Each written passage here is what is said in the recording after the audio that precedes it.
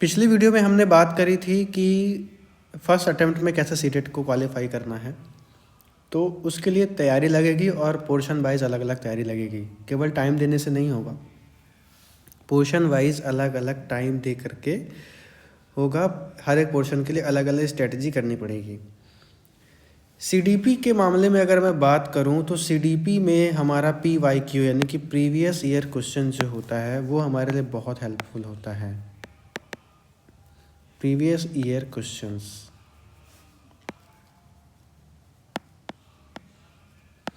बहुत हेल्पफुल होता है।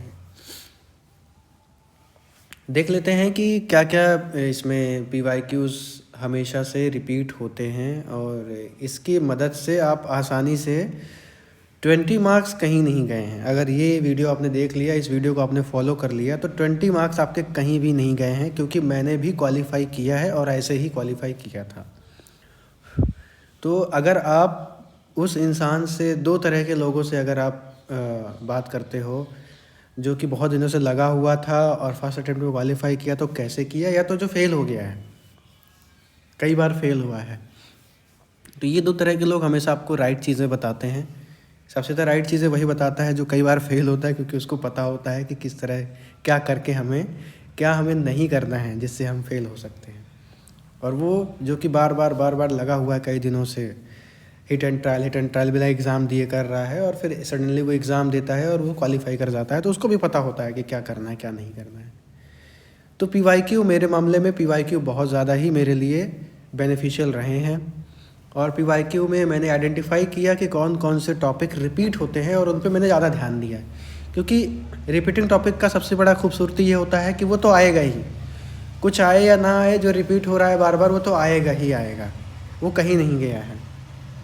ठीक है, तो देख लेते हैं सीडीपी का वेटेज कितना है। सीटीटी में 30 मार्क्स का है।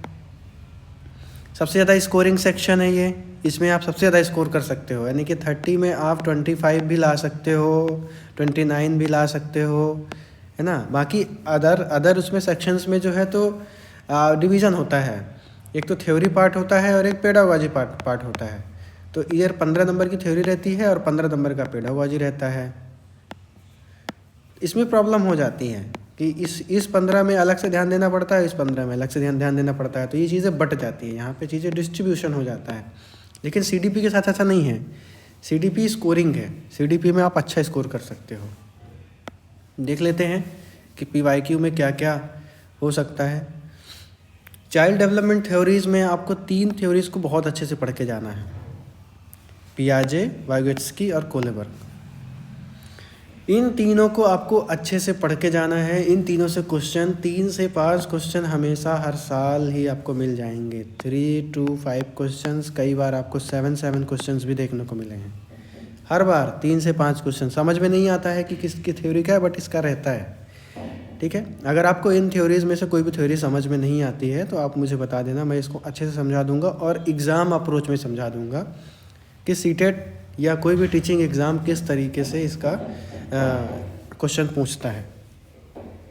नेक्स्ट देख लेते हैं पियाजे की थ्योरी में जैसे कि बाइफर्केशन करना पड़ेगा, तो stages of development, concrete operational stage और लर्निंग वर्सेस मैच्योरेशन, इन तीनों से क्वेश्चन हमेशा रहते हैं।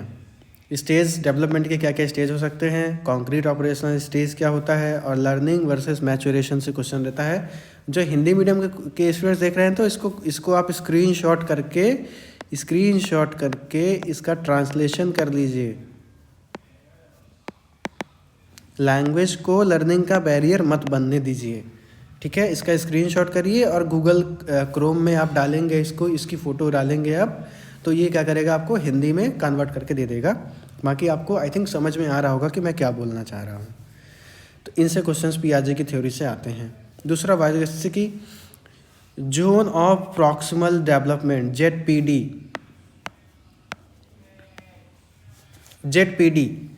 जेडपीडी से क्वेश्चन आते हैं। और role of teacher and peer, हर साल मैंने देखा है, मैंने कई बार पेपर निकाल करके देखा है और क्वेश्चन पेपर भी देखा है, पूछा है लोगों से। तो ये role of teacher and peer, जो शिक्षक है और जो साथी हैं उनका क्या रोल होता है लर्निंग में, उसका जो क्वेश्चन है उसमें आता है। अंडरस्टैंडिंग बेस्ड क्वेश्चन आते हैं। ठीक है, नेक्स्ट देखते हैं most repeated area learning and pedagogy में क्या होता है। चाइल्ड सेंटर्ड लर्निंग, कंस्ट्रक्टिविज्म, इन दोनों से आपको क्वेश्चन 4 से 6 क्वेश्चन आपको ये मिल जाते हैं। LNP से, लर्निंग एंड पेडागोजी से आपको 4 से 6 क्वेश्चन मिलते हैं। तो 3 से 5 आपके हो गए, इसमें 5 क्वेश्चन ये हो गए, 6 क्वेश्चन ये हो गए, तो 11 क्वेश्चंस की तैयारी आपकी हो गई। ठीक है, नेक्स्ट अगर चलते हैं पेडागोजी से, तो एक्टिविटी बेस्ड लर्निंग पे होता है, क्वेश्चन आता है। एक्टिविटी बेस्ड लर्निंग से क्वेश्चन आता है, क्रियाकलाप आधारित जो अधिगम है उससे। मोटिवेशन से क्वेश्चन आता है कि कैसे स्टूडेंट को कैसे मोटिवेट करना है, कैसे उसको आगे बढ़ाना है, कैसे पढ़ने के लिए प्रेरित करना है, उससे क्वेश्चन। और रोल ऑफ टीचर से क्वेश्चन आता है, कई बार मैंने देखा है रोल ऑफ टीचर के क्वेश्चन 2 से 3 क्वेश्चन रहते हैं रोल ऑफ टीचर के। तो 11, 11, 3, 14, 14 मार्क्स का हो गया आपका यहाँ से। फिर आप देखो कि इंक्लूसिव एजुकेशन में आपका CWSN से क्वेश्चन आता है, डायलेक्सिया से क्वेश्चन आता है, ADHD से क्वेश्चन, 3-4 क्वेश्चन हमेशा पड़े रहते हैं। 3-4 क्वेश्चन अगर नहीं भी आते हैं ना, तो 2 क्वेश्चन तो मिलेगा ही मिलेगा इससे। ये CWSN से, डायलेक्सिया से, डिसलेक्सिया और ADHD, ये 2 क्वेश्चन तो मतलब कंफर्म है। 2 क्वेश्चन 100% कंफर्म है कि आपको मिलेगा ही मिलेगा 30 में से। ठीक है, फिर आता है इंक्लूसिव एजुकेशन में और क्या क्या फोकस करना है। तो इंक्लूसिव क्लासरूम क्या कैसे हो सकता है, इक्वल अपॉर्चुनिटी कैसे हो सकती है, और टीचर की रिस्पॉन्सिबिलिटी से क्वेश्चन आते हैं। टोटल अंडरस्टैंडिंग बेस्ड रहता है ये, हमको लॉजिक लगा के अंडरस्टैंडिंग के बेस पर ही ये क्वेश्चन सॉल्व होगा। ये तीनों सेक्शन से क्वेश्चन जो आते हैं वो अंडरस्टैंडिंग बेस हमको समझना पड़ता है एज ए टीचर की नज़र से, और उसको सॉल्व करना पड़ता है। इंटेलिजेंस एंड इंडिविजुअल डिफरेंसेस, इससे तो मल्टीपल इंटेलिजेंस, गार्डनर की थ्योरी आती है, गार्डनर को पढ़ के जाना है अपने को। IQ वर्सेस इंटेलिजेंस से, IQ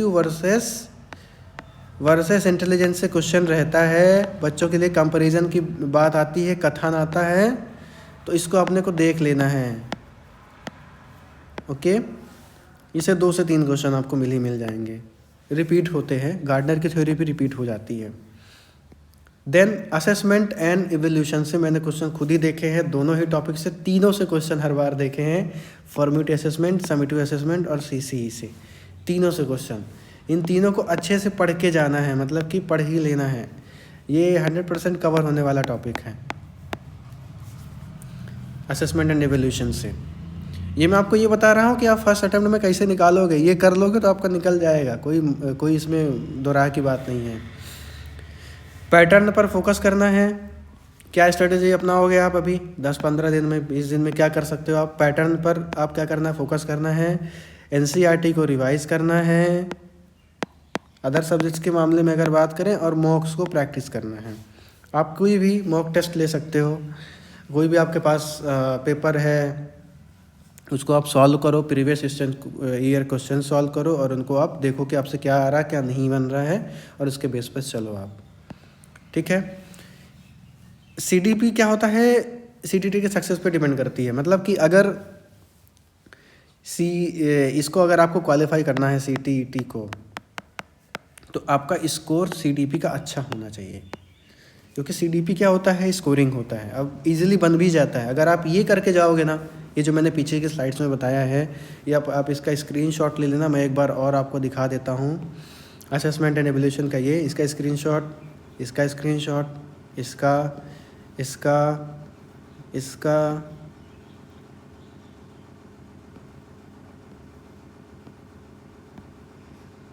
ओके, तो इनका आपको स्क्रीनशॉट लेके रखना है, इन सभी का, तो आपको ये मदद मिल जाएगी इसमें तैयारी करने में। तो CDP का स्कोर अगर अपना अच्छा रहता है तो आपका ये अच्छा रहता है। ये इतना फॉलो करके आप, यहाँ पे ये रॉन्ग लिखा हुआ है 15+ गलत नहीं लिखा है, इतना करके आप कितने भी लापरवाही करते हो, ये इसको पढ़ के जो मैंने बताया है और इसमें करके आप कितनी भी लापरवाही करते हो, बस इतना पढ़ लेना आप, इसके अलावा आप कितनी भी लापरवाही करते हो तो 15 मार्क्स आपके कहीं भी नहीं गए हुए हैं। अगर आप जो चीज़ें मैंने बताई है उसको अगर आपने और अच्छे से कर लिया, आपने 100% दे दिया, तो आप इसमें जो है 30 में से मैं 30 नहीं कह सकता हूँ, लेकिन आप 25 मार्क्स तक पहुँच जाओगे, कोई इसमें दो राह नहीं है, क्योंकि सारी चीज़ें रिपीटिंग आती हैं इससे। ठीक है, थैंक यू। नेक्स्ट वीडियो में आपसे मिलूँगा मैं, नेक्स्ट वीडियो में आपसे बात होगी। अगर कोई थ्योरी है, कोई भी इसमें आपको कन्फ्यूजन है तो आप कमेंट करके मुझे बता सकते हो। और आप रिंगिंग बेल्स एकेडमी की वेबसाइट देखना बिल्कुल भी मत भूलना, आप वहाँ पे आपको कुछ चीज़ें मिल जाती हैं जो कि आपके लिए बहुत ही इम्पॉर्टेंट हैं। रिंगिंग बेल्स एकेडमी, ये मेरा चैनल है रफ नोटबुक।